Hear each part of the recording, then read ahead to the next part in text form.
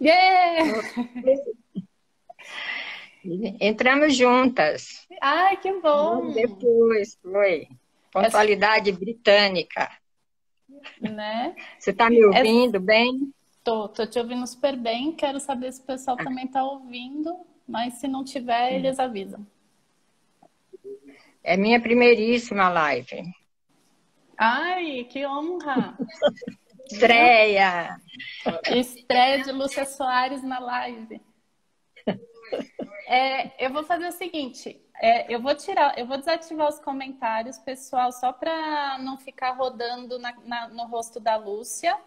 E aí, se vocês quiserem Sim. mandar pergunta, usa a caixinha de pergunta só para a gente não perder o foco e escutar só a Lúcia. Então, eu vou desativar agora e aí depois eu volto para os comentários, combinado? Então, eu vou desativar. Aí, se vocês quiserem usar a caixinha de pergunta.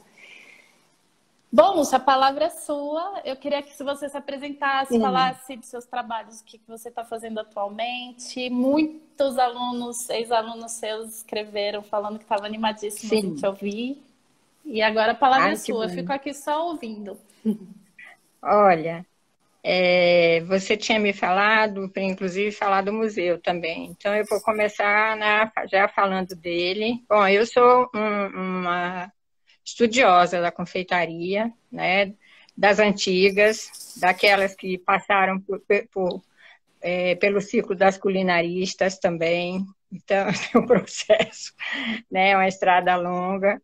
E, na verdade, meu estudo foi todo assim informal. Eu tive alguns cursos só, né? E talvez por isso eu tenha sentido necessidade de ampliar meu conhecimento na área mais de pesquisa, mais científica mesmo, né? Porque para validar um pouco o conhecimento, né? Ajuda um pouquinho, tá? Então, o Museu do Açúcar, ele surgiu há 2 anos, em 2018, no início do ano, e o Raul Lodi, que é um antropólogo estudioso da confeitaria também, da cozinha brasileira, e ele foi discípulo, né, do Gilberto Freire, então é uma pessoa que conviveu com ele, fez vários trabalhos, tem elogios do Gilberto Freire, sabe, no jornal para ele, assim, é um estudioso, assim, e eu tive, assim, a honra imensa de ter sido convidada por ele para fazer parte da equipe, né? E com isso eu estou conseguindo focar a pesquisa, né? Se você começar a observar, eu estou tentando fazer uma classificação dos doces, então é uma coisa mais, um processo mais lento, mas eu estou tentando classificar e rastrear, fazer um rastreamento do que a gente recebeu de herança e como, de que forma essas coisas se espalharam e elas estão no nosso dia a dia hoje. Na verdade, a gente vai encontrar muita coisa e é muito interessante porque não tem mais nenhum vínculo com o nome original. Às vezes, nem com a receita. Às vezes você identifica em pequenos traços, tá? E o Raul continuou fazendo as exposições dele, né, o trabalho dele. Então, o museu tem exposições que são de longa duração, permanentes, tem exposições, são mostras temporárias, e aí, com isso, a gente vai alimentando com algumas pesquisas. Precisamos de gente disposta também a correr atrás desse material e fazer, né? Eu acho que tornar esse museu também como fonte de pesquisa, como material sério que é, porque o Raul, eu nem sei dizer quantos livros ele tem, milhões, eu acho, que ele tem editado, né? E nessa área de confeitaria ele tem muita coisa também. Então, é um pesquisador incansável. Tá? Então, eu Ó, tem uma tô fazendo pergunta. isso. Onde fica o É, Museu do Açúcar e do Doce. tem site, Lúcia? Oi? Ele tem site, o museu? É Museu do Açúcar e do Doce, o site. Ah, Sim, tá. .com.br.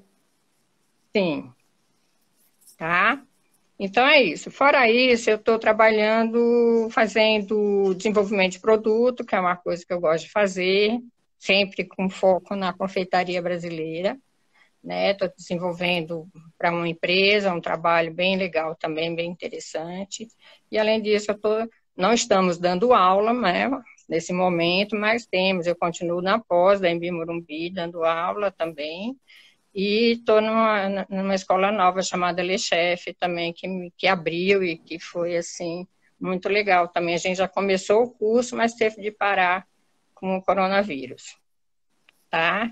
Então é isso. Estou aqui sendo avó, né, que é uma coisa que não tem paixão maior também, né, e continua a vida. Saudade de tomar um café com bolo com você também. Ah, eu também. Isso precisa passar logo para a gente conversar. A gente tem muita coisa para falar. E eu avisei o pessoal que tem aquele artigo que você escreveu Sim, quando o site era o antigo Essência Studio, que sim, é a felicidade do lar vem do fogão. sim, E eu acho que é um artigo que super casa agora para a situação que a gente sim. está vivendo. E eu queria que você falasse um pouquinho sobre ele, um pouquinho sobre É, essa pesquisa que você fez. sim. Deixa eu falar só, eu também estou na academia gastronômica, porque senão vai ter ciúme. Eu já, para não ser repreendida, também estou dando aula lá, tá bom? Com muito carinho, muito prazer. Deixa eu te falar, olha, essa pesquisa que eu fiz para esse artigo que eu escrevi para você lá para o site, está muito focado numa indignação muito grande que eu tenho, porque a Maria Tereza como a primeira grande profissional de cozinha, né, de confeitaria de São Paulo. Ela nunca foi sequer conhecida, ninguém sabe, inclusive, quase nada dela, tá? Felizmente, o Colégio Caetano de Campos, ele lançou um livro há uns 2 anos atrás, e esse livro, inclusive, ele está na referência desse artigo. E esse livro é que traz alguma coisa falando que ela foi professora de lá e falando um pouquinho sobre ela. Tem uma neta dela também que na internet fala também um pouquinho, reforça um pouquinho das coisas que o livro do Caetano de Campos diz. Então, foi uma mulher, né, rica, que é muito interessante. O que as mulheres que escreveram livros têm em comum? Essas mulheres que escreveram os primeiros livros do Brasil, dinheiro. Elas são muito ricas, todas elas têm riqueza, dinheiro, e ela é uma senhora da sociedade também, e que teve problemas e a família acabou perdendo, é o que se diz também, que a gente não tem se confirmado, mas se diz que ela perdeu, a família dela perdeu dinheiro, e ela, na verdade, ela tinha um buffet também, se fala de um buffet, né, que ela tinha, inclusive, que atendia o pessoal, os barões do café, porque ela vai pegar o final do século XIX, né, ela morre em 1940, ela só vai morrer em 1944, então ela pega o final do século XIX e pega uma parte aí do XX também. E ela vai ser a nossa Julia Child, ela que vai trazer toda a influência francesa para a confeitaria, para a cozinha e para a confeitaria de São Paulo. Então, não tem noção da importância dela. Olha, esse aqui é o primeiro livro dela. Você Tá? tem. Eu tenho os dois, o suplemento é que está mais velhinho assim, eu não consigo levantar ele assim. Mas,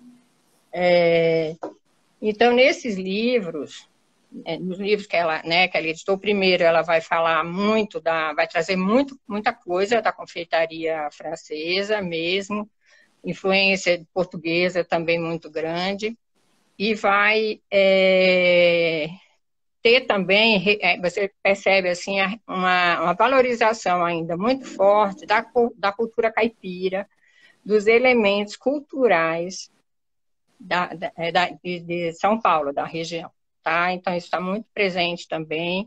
E é muito engraçado porque ela também escrevia para jornal e ela também tinha esse cuidado de trabalhar com aquilo que era importado, aquela cultura importada que ela estava trazendo, mas, ao mesmo tempo, ela estava também colocando na mesma página, às vezes, até o doce caipira. Tá? Eu acho que ela transitava muito bem, e eu acho que reflete muito a cultura dessa época em São Paulo, que o São Paulo é meu objeto, né, de trabalho, é meu espaço, e é muito interessante porque vai mostrar exatamente o que era o paulistano na época. Ele realmente, diante do público, né, de uma recepção, ele ia fazer bonito, ele ia, né, ficar muito à vontade com com aquela comida toda estrangeira. Mas em casa ele queria comer o tutu, né? Queria comer o feijãozinho dele, com a couvezinha, com o porquinho, né? Ele estava ali, o arroz doce, né? Então ele estava muito ali cultivando essa cultura, né? É uma coisa assim muito, muito importante. Eu acho que para a gente estudar nesse período é isso, tá? Eu acho que é muito forte ainda. Então, esse artigo, então, que eu escrevi, eu falo sobre toda essa transformação que está acontecendo, né? No Brasil e em São Paulo especificamente, e vou colocando, então, que, né, naquele momento a escola normal, ela tinha, no ano anterior, ela tinha aberto, era recente ainda a presença de meninas, né, o feminino ainda não tinha acesso às escolas, nem profissionais, e aí é aberto um curso profissional e as meninas também vão ter acesso, né,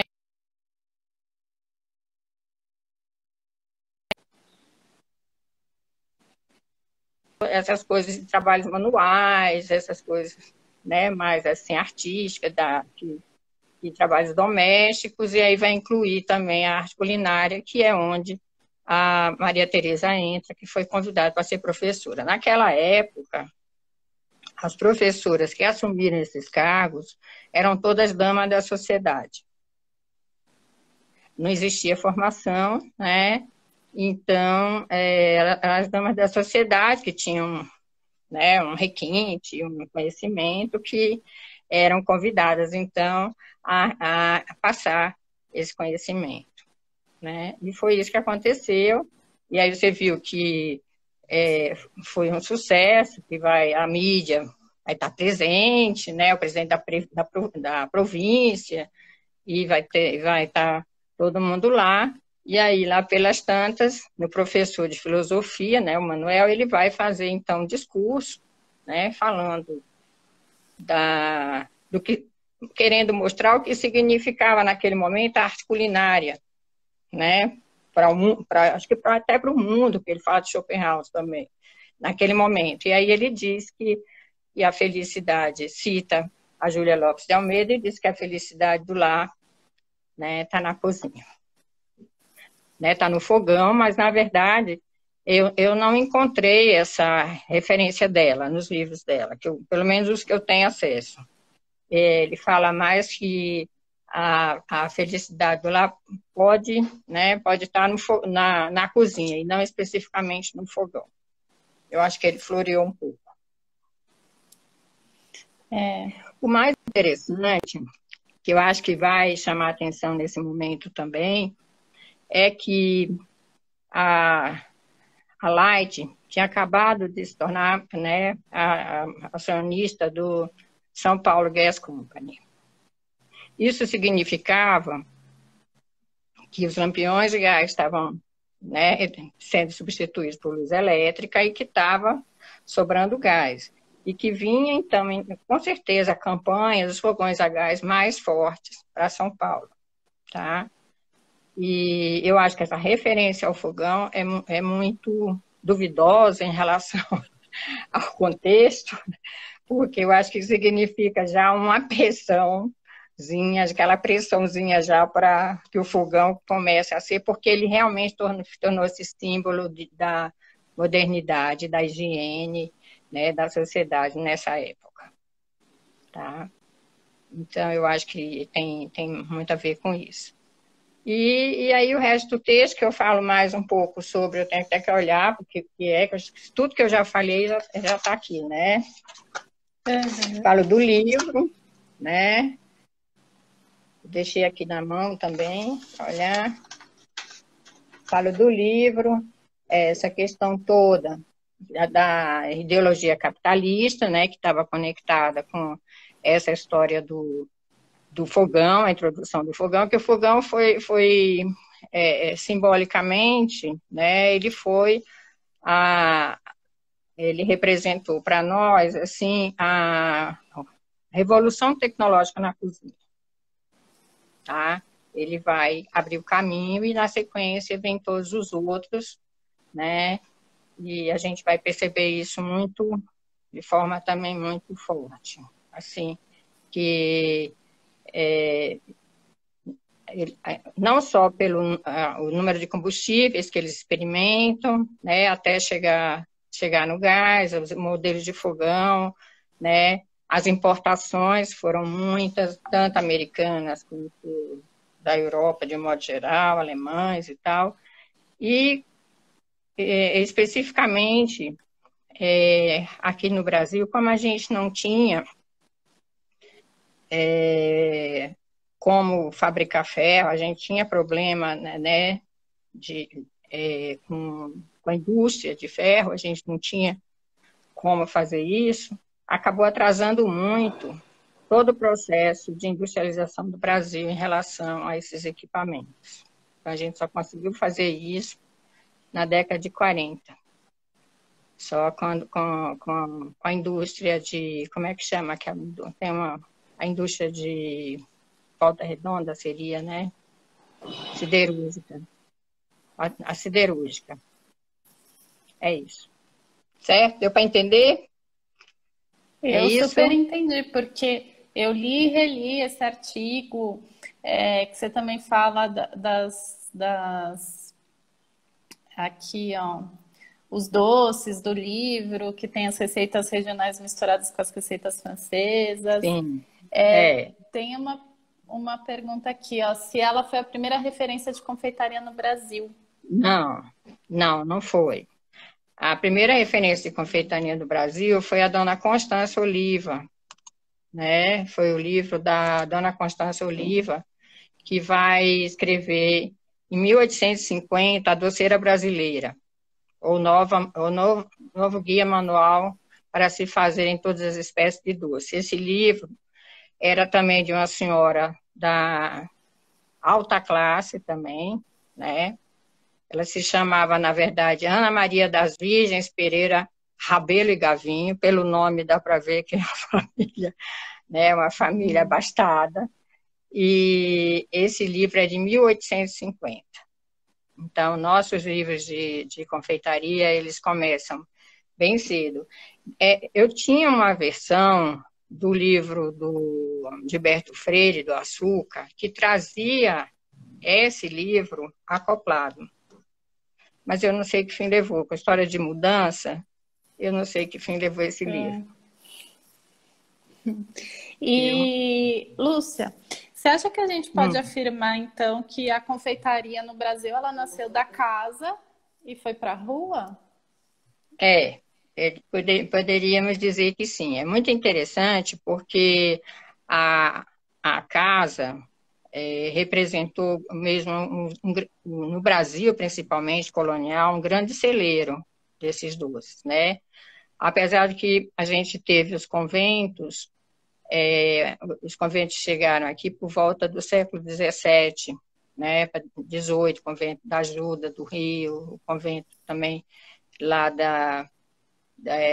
da Bahia, teve vários conventos em Recife também. Então, os conventos tiveram uma influência também, né, na produção de doces, mas eles não chegaram a tirar o brilho do doce que as famílias faziam, tá? Então, a gente vai ter, é muito interessante, porque vai haver até um certo equilíbrio desse doce que a gente, doméstico, que vai ter durante a maioria, eu acho que pela dificuldade de utensílio, pela dificuldade de ingrediente, ela vai ter uma conotação mais de uma doçaria mais pobre, não a doçaria palaciana, conventual, com tantos itens, como as próprias freiras tiveram que se adaptar no Brasil, né?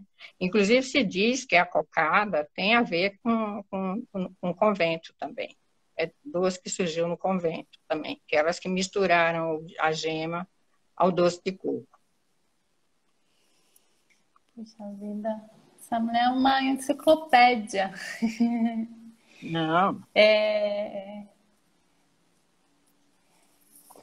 Deixa eu abrir aqui. Tem pessoas já super interessadas em... Eu vou abrir aqui os comentários para as pessoas. Mas eu tenho uma pergunta. Eu queria que... você foi para o Compartilha em 2018, né? Foi isso? Foi. E aí você... Enfim, o tema do debate que você fez com os participantes do evento foi sobre a confeitaria brasileira e toda essa questão de existe, não existe. Você consegue falar um pouquinho sobre isso? Eu consigo dizer para vocês o seguinte: esses artigos que eu tenho publicado no site, no Museu do Açúcar, eles já são fazem parte da pesquisa que eu estou realizando em relação a isso. Então, o que eu estou procurando? Eu estou procurando aquele bolo de bacia, os fartes. Eu encontrei os fartes, tanto no Ceará, que já é assim, divulgado, todo mundo sabe que tem farto no Ceará, que é feito, inclusive, com farinha de mandioca também, né? Mas eu encontrei fartos também com outro nome, ele chama de doce seco no Seridó. Eles preservam o doce de espécie. O doce de espécie é um doce muito antigo, né? Ele vai fazer parte do livro Dona Maria, daquele livro da Dona Maria I, não é primeira não, a Dona Maria lá que foi para a Itália, né? Aquele livro sei lá, do século XV. Então, era um doce de espécie, seria um doce que tem uma calda, que você joga amêndoa, tem o cidrão é a casca de laranja cristalizada, a casca, né, picadinha, então tem os temperos, as especiarias, e no Brasil ele foi substituído por castanha. Então ele está lá com castanha, com as especiarias, né, do lugar, e a massa, que ele pode ser feito tanto com a massa, assim, tipo um pate sablé, assim, tá? Ele pode ser feito assim, mas ele também pode ser feito com outra massa que é semelhante a uma hóstia, que chama obreia. Lá no Seridó, ele está com obreia. Ele é feito com essa massa. Essa massa seria água e polvilho, seria goma para nós, né? E você mistura e depois você abre e enrola os pastéis e essa massa seca e fica crocante como se fosse uma hóstia. E lá eles estão assim até hoje, né? Outro dia, lendo um livro também, o que me apontou, os fartes também aqui no interior de São Paulo, também na região próxima a Paraty, para aquele lado ali também a presença de fartes no início do século XX, com esse nome, fartes. E Fás foi o primeiro doce que E Pedro Álvares Cabral trouxe, né? Chegou, veio para o Brasil, então os índios cuspiram, gostaram. Então é aquele doce lá que chegou aqui, era o primeiro doce. Aí, depois, eu escrevi agora recentemente sobre o bolo de bacia, e o bolo de bacia, como o Domingos Rodrigues escreve, ele não vingou. Você não encontra ele nos livros. Ele tem semelhança com alguns folares que hoje existem, por exemplo, a bola de Mirandela, de Miranda do Douro, sabe? Uns doces assim que lembram. Mas imagina um doce que você pegava uma massa de pato sablé, assim, misturava, colocava um recheio, misturava, colocava recheio, misturava, levava um negócio dessa altura, uma bacia, e o forno. Aquele negócio ia ficar uma gororoba que não tinha muito sentido, você não acha? Não era estranho? E aí esse doce eu não consigo encontrar, a não ser conforme uma massa mais de pão, uma massa mais fermentada, que vai ter uma característica diferente, vai com certeza dar um resultado diferente também. Então, o bolo de bacia hoje, ele está muito presente, né, como manoê. Ele é um manoê. Inclusive, em muitas cidades, em muitos lugares que eu tenho pesquisado, ele se chama manoê de bacia, porque ele pode ser manoê de bacia e ele pode ser também um manoê que eles chamam de broa, que é o cobu, a broa de pau a pique, né, que você vai encontrar pelo Brasil inteiro. Então, as broas e esses bolos, o mané pelado, os bolos de fubá, todos são manoês. E manoê de bacia era o recipiente, inclusive, que se fazia os tais fartos também. A bacia também servia para fazer os fartos, que ele podia ser tanto pastel como uma espécie de empada. Então, é isso que eu... Tá?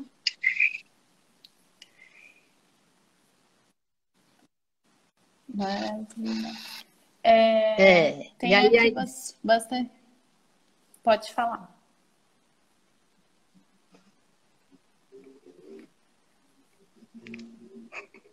Aqui travou. Calma aí, eu vou pôr uma pergunta. Bolo de tá. saia seria também? Sim, bolo de saia seria, porque, na verdade, em Pernambuco, né, eles chamam eles chamam esses bolos de bacia, né, de bolo de saia por causa do papel plissado, né? Na verdade, os bolos de saia e o bolo de bacia de Pernambuco hoje, eles não têm mais vínculo com o original, que era o manoê.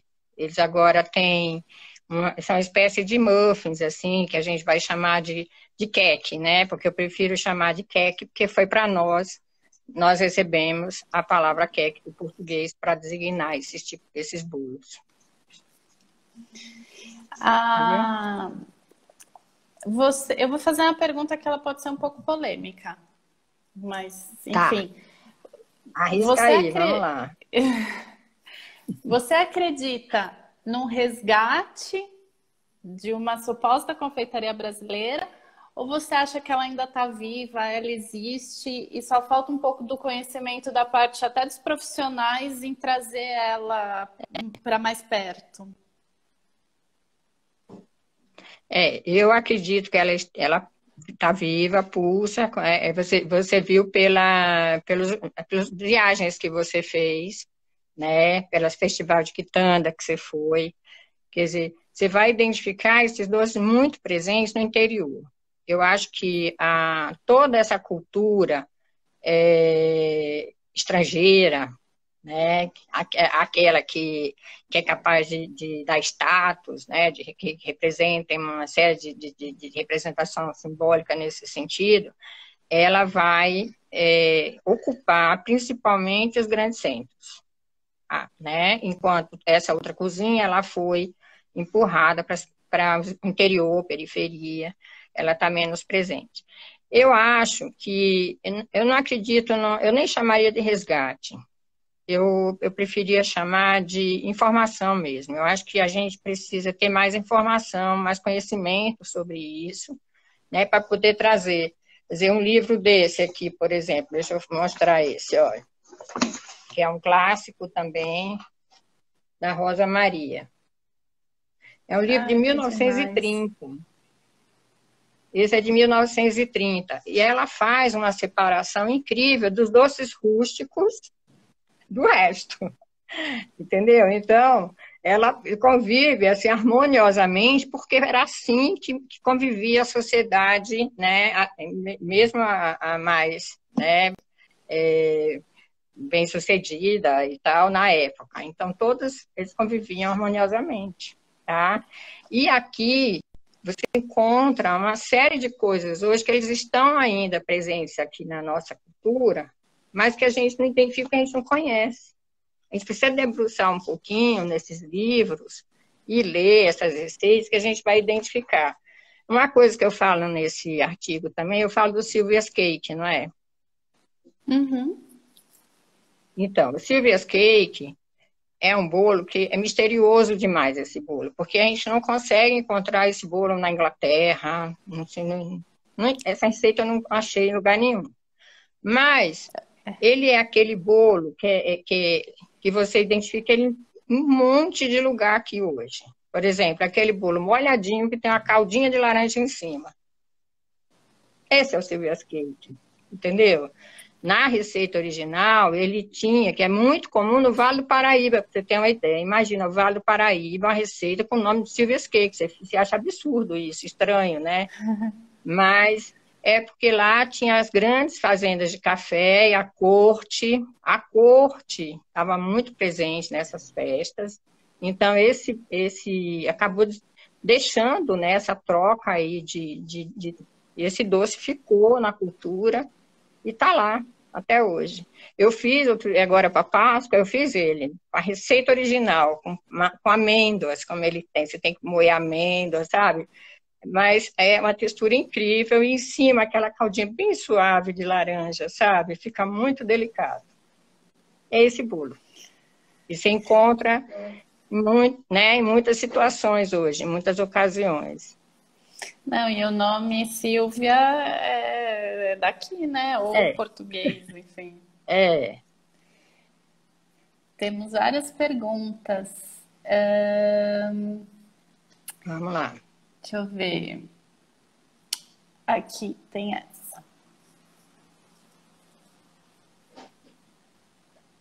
Olha, a holandesa, ela deixou um biscoito chamado brote, que até hoje ele é, ele é muito comum no Nordeste inteiro. É um biscoito comprido, que passa um açuquinho em cima, com a massa que lembra massa de padaria, aquele biscoito meio, sabe, meio ladyfinger, um biscoito mais assim, mais um pouquinho mais alto, menos, com mais farinha também. Então, ele fica esse brote. A judaica, eu não saberia responder. Eu acho que tem inclusive um seriado, uma série sobre os judeus do Nordeste, que é bem interessante. Eu vou perguntar para o Luiz o nome, porque ele é bom de nome, e eu não cabe mais nome na minha cabeça. Que tem, Já é uma enciclopédia. e aí eu vou perguntar ele o nome, porque é bem interessante, ele fala sobre toda essa cultura, né? Por que que faz assim, por que que enterra o morto com mortalha preta, por que que não sei o quê. Então, um monte de porquê que justificam a presença né, do judeu no Nordeste. É muito comum, tem muita gente, mas eu não sei dizer ainda, eu não cheguei nesse ponto. Gente, é coisa dessa para pesquisar, né? A Estrela Oculta do Sertão, o nome do... Anotem aí, a Estrela Oculta.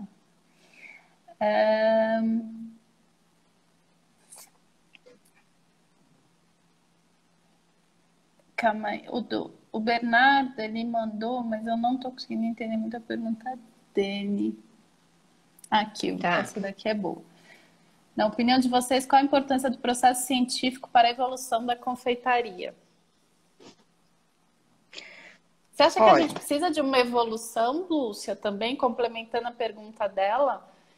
olha, eu acho que normalmente a ciência, ela vai, eu acho que ela vai entrar de uma forma assim muito natural nas situações. Como eu acho que quando sair dessa pandemia, a gente vai ter hábitos de higiene, né, sabe, cuidados com a alimentação que a gente não tinha, talvez, tanto, né, né,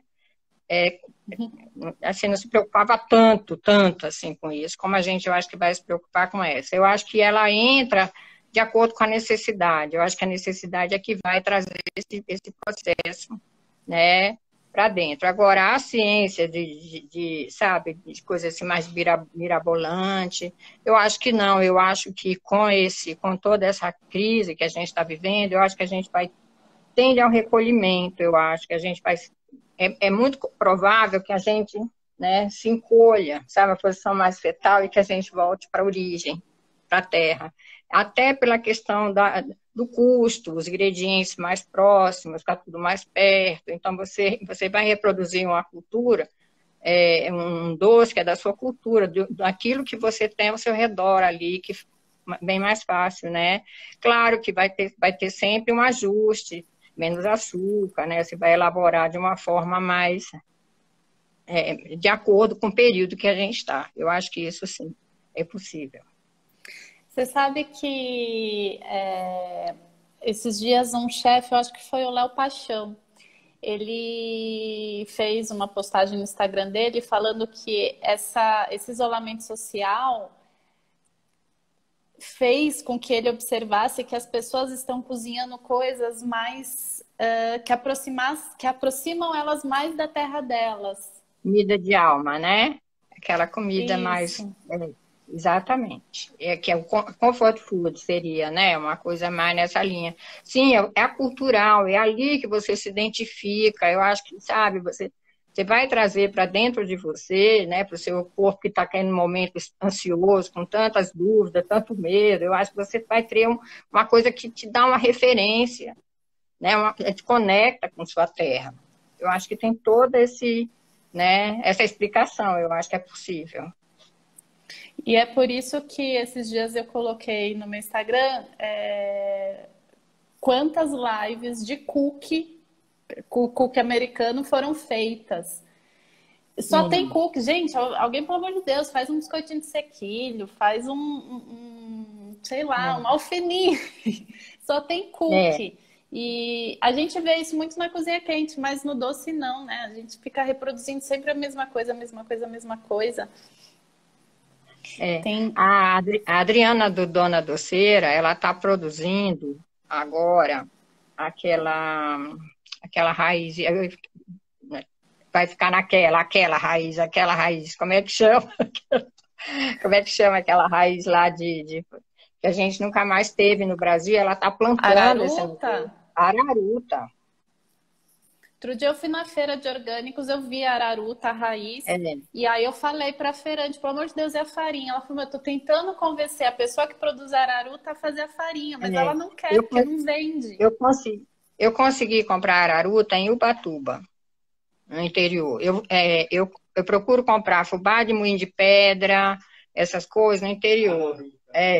O Luiz já veio dizer araruta, eu digo, meu Deus, eu tava com o nome na boca, esqueci. Mas é a idade, minha filha, tá chegando, vai né, baixando a bola.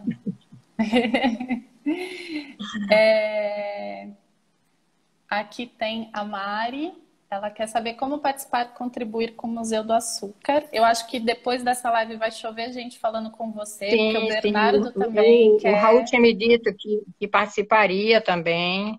O Jorge, o pessoal do museu também ia acompanhar também. E aí eles vão, com certeza, também mostrar os caminhos aí, quais são as possibilidades também.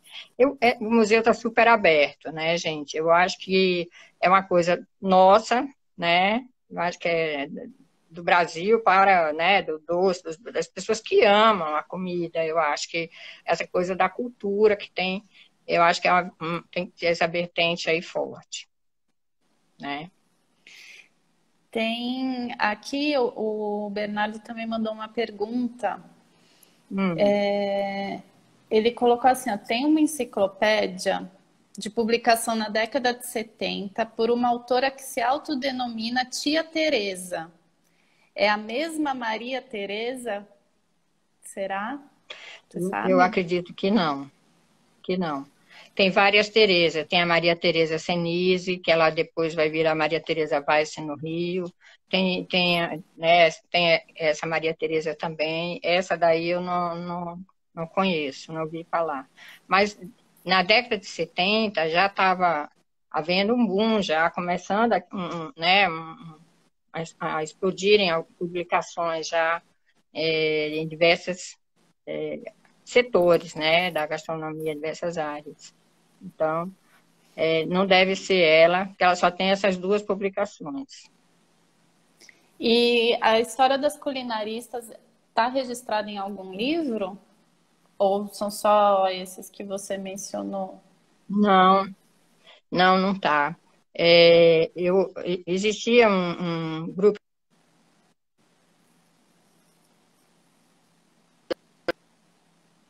a fazer parte do grupo também, cheguei a dar aula lá nas Marias também, e a gente participava de congresso, fazia evento, teve evento assim, coisa que aconteceu assim no Copacabana Palace, chá, que a gente ia, sabe? Então, do Christophe Felder, aí o Felder me convidou para ir para a França, fazer estágio lá, sabe? Assim, umas coisas bem bacanas. E era que era empírico, né? Porque naquela época a gente não tinha e nem sabia muito, quer dizer, da existência desses livros. Eu acho que tinha assim ainda um pouco da influência americana também, né? Do Pillsbury, da vida, essas coisas assim. Eu sei Né? Não tem que teve uma época que eu estava estudando a história de São Paulo também, e fala-se muito da arquitetura, né? No momento que a gente copiou muito a arquitetura dos americanos, depois a gente copiou a arquitetura europeia, e eu acho que essa ligação entre a arquitetura e a gastronomia também ela se encaixa, pelo menos nas Sim. datas, talvez. É. Eu ia falar para você, inclusive, que eu acho Ops. muito interessante, é Araruta, tá me ajudando a Bia, olha. É, Araruta, sim. é. Ó, e Tá tem tão essa. distante da nossa realidade já, né? Mas na Maria Teresa Weiss, eu não sei se porque nas publicações ou ela se denomina Maria Teresa Senise ou Maria Teresa Weiss, dependendo da época do tempo dela aí, que ela mudou de nome, viu? E aí, uma coisa que é muito interessante, que eu acho que não é todo mundo que sabe, é que essa questão do desenvolvimento da cozinha, ela vai ter uma relação muito grande com a pesquisa feminina, tá? Vocês sabiam disso? Essa racionalização aplicada ao lar, ela começa por inquietação de mulheres americanas na segunda metade do século XIX, tá?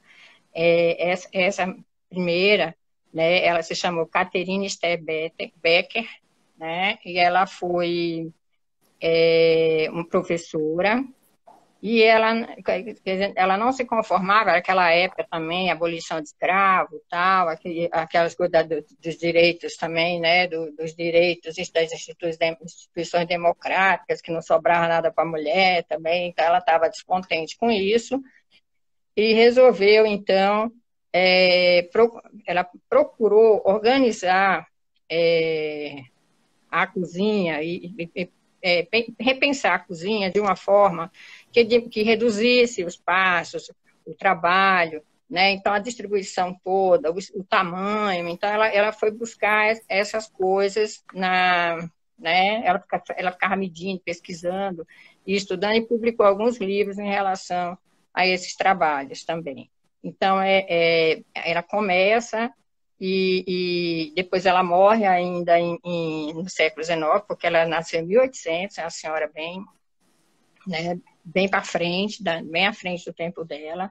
Depois ela vai ser substituída por substituída assim, vai segurar a bandeira, vai ser uma outra moça americana também.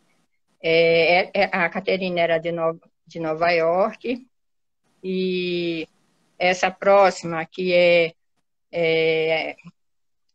como é o nome dela? É Christine Frederick. A Christine nasceu em Boston, mas foi morar em Nova York também. Então, meio que era o centro das coisas, Nova York, naquela época.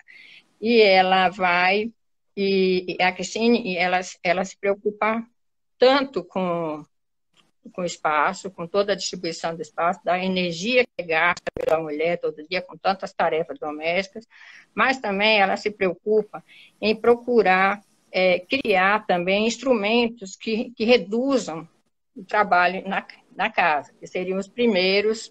Ela cria uma máquina de moer carne, sabe, para facilitar o trabalho. Ela vai criando muitas coisas. Esse livro aqui, olha, trata de toda essa parte, né, a mecanização, né, toma o comando, e aí vai falar só dos processos quando ela chega na cozinha, tá? Então, ele tem toda essa parte, trazendo esse conteúdo, e aí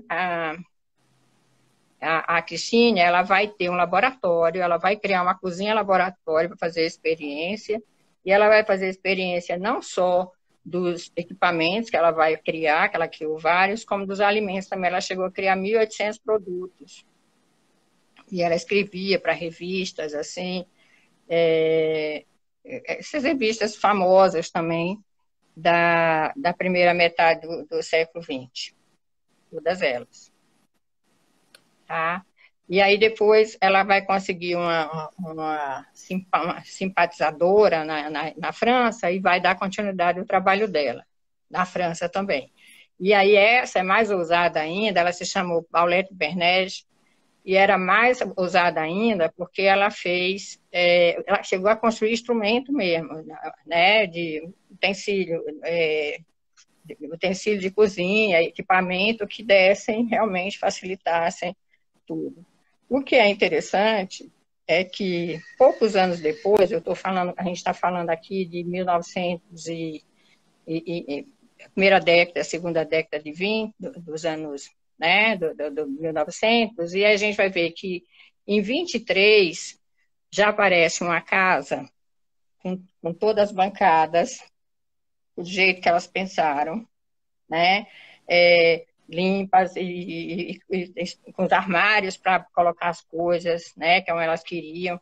Ela queria até carrinho para transportar as coisas, para não ficar pesado, para ela levar, porque lá também tinha acabado a escravidão, elas tinham que assumir as casas, né, então estavam se modificando completamente também. Então tem toda essa questão, e é muito interessante porque esse evento ele se chamou Das Haus and Horn, da escola Bauhaus, do movimento lá Bauhaus, em 1923. E eles já meio que se apropriaram dessas ideias todas, né? E vai ser reforçado depois pela cozinha de Frankfurt, né? Vai ser também poucos anos depois. A cozinha de Frankfurt é o modelo que foi um dos mais importantes, as mais copiados nas cozinhas, né, da segunda metade do século XX. O que é mais interessante é que esse movimento chega ao Brasil também, chega a São Paulo, mas da racionalização na cozinha, que eles chamam.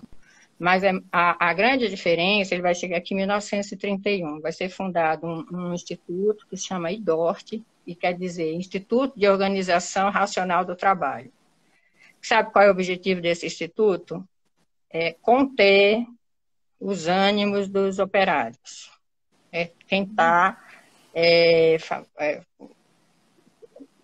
formas de trabalho que os operários fiquem mais, sabe, mais satisfeitos, mais calmos e tal, e começam, então,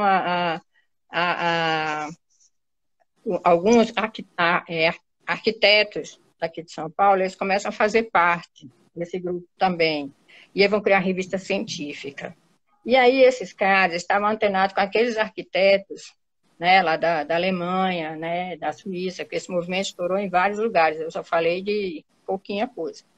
E aí eles vão trazer todas essas ideias e vão colocar nas revistas. Então, tem artigos que eles escreveram, por exemplo, a simplificação do trabalho, a cozinha racional, a organização das atividades domésticas, vão trazendo esse assunto e eles começam a perceber que para eles conseguirem implantar essas coisas e melhorar o cidadão lá, eles vão ter que oferecer casas populares.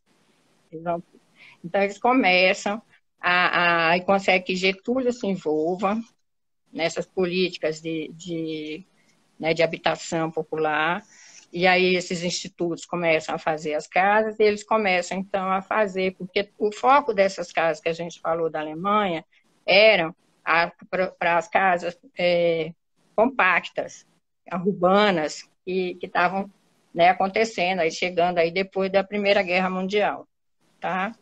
Então, os arquitetos, então, de São Paulo vão ter uma importância muito grande, tá? Nesse sentido, e vai ser eles vão escolher como modelo, considerado modelo nacional, uma casa, uma cozinha da GE, da General Electric. É um modelo de cozinha que predominou, principalmente em São Paulo, nesse período, daí para frente, tá? Então, o que eu acho que é bem interessante é que, apesar das mulheres ter tido tanta importância, né, a gente vai ver depois quer dizer, o que restou para elas foi serem felizes na cozinha, né, com fogo, tá? Então, tudo isso foi mérito, né? Eu acho que todo esse pensamento foi um movimento grande, envolveu muito americana, sabe? Foi realmente seria o verdadeiro movimento feminista, né? Como se fala, ao pé da letra seria esse, o originário dessa questão. E depois a gente vê, por exemplo, a Júlia Lopes de Almeida, que foi uma das pessoas envolvidas, né, com essa coisa de livro lá, dos melhores escritores e tal. Quando eles criaram aqui no Brasil, ela foi uma das fundadoras e ela não pôde participar porque ela era mulher. Quem foi o marido dela. Como é que chama isso? Enfim, esse negócio essas, do livro aí, do pessoal dos autores, né, importantes do Brasil. Como é o nome disso? Tem que escrever aqui, deixar aqui para eu olhar. Na cabeça também ela não guarda muita coisa, não. Vamos ver se eu lembro. Então, foi isso. E aí Luiz, a gente... cadê Luiz? Está lá dentro. Quando... Lá vem ele responder. Academia Paulista, olha aí, tá vendo? A Academia Paulista aí, dos acadêmicos aí, ela foi uma das fundadoras, que ela morava em Campinas. E o marido dela, que era um escritor medíocre, foi que ocupou a primeira cadeira que era dela. Essas coisas a gente fica triste, né, com esse passado. Mas, por outro lado, eu acho que nós continuamos criativos, né? Temos nosso espaço também. Eu acho que a cozinha hoje é democrática, nós somos democráticas, a cozinha hoje cabe todo mundo, família toda, né? No coronavírus aí, tá presente. Você vê criança, família, assim, até a velhinha que abriu lá um canal no YouTube, lá na Itália, né? Todo mundo fazendo. E vamos que vamos. Eu acho que o importante é que a gente chegou até aqui. Né? Lúcia, que incrível, é muito bom. É muito bom escutar você falar. Eu abri os comentários para ler alguns. Eu acho que é legal para a gente ter uma noção, né, do que fizeram por nós, né? Que até chegar nesse ponto. É claro que aí eu tenho que dizer para você que por trás disso tem uma indústria ávida por consumidores. E que essa cozinha, ela vai cair como, sabe, como uma luva para o fogão a gás, porque é limpinho, fácil de limpar e tal e coisa. O que se criou foi um estereótipo novo, em que a mulher passa a ser aquela senhora chique, elegante, bela e perfumada, na cozinha, mesmo na cozinha, fazendo comida, né? Então, tem umas propagandas do Fogão Zenit aqui em São Paulo, que era produto mais para caipira, são engraçadíssimos, assim, tem a mulher mexendo a polenta, o angu, sei lá, e o cara pulando de felicidade na cozinha, sabe? Tem umas coisas assim, bem engraçadas. Tem muito comercial legal dessa época, muita propaganda interessante de se ver também, que conta um pouco da história do grupo. Eu ficaria aqui o dia inteiro ouvindo você falar. A live, acho que em 2 minutos ela vai cair.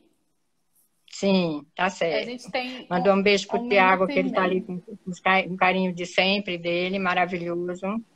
E todo mundo que tá aí também, que eu não tô vendo, né? O Tiago, o João Chefe Lúcio é uma grande mestre. E para mim, assim, foi uma honra participar. Eu tenho esses lapsos de memória, tem hora que eu tenho que ficar assim, meu Deus, o que é? Ainda bem que o Luiz está ali. Eu também tenho. Que me salva. Mas Depois isso. Que tem Escrevendo filho, é mais fácil. Escrevendo é mais fácil. E depois eu queria conversar com você sobre esse novo rumo aí, que eu acho que tem a ver com aquilo que a gente conversou no Compartilha, com tudo isso. Eu acho que o caminho é esse. Viu? Vamos falar sim. Deixa eu ver se tem mais alguma coisa. A gente tem 1 minuto. Já era, não tem. Tem algumas perguntas aqui, mas depois eu faço para a Lúcia, se der a gente responde. Lúcia, obrigada. De nada, um Joyce, eu que agradeço. Obrigada para vocês também, viu? Foi maravilhoso. Me perdoem aí né? Mas eu fiquei muito feliz de participar e vencer também essa resistência que eu tenho também com a imagem. Tá bom? Obrigada, Lúcia. Um beijão. De nada. Tudo de bom, Joyce. Tchau. Obrigada. Tchau, todo mundo.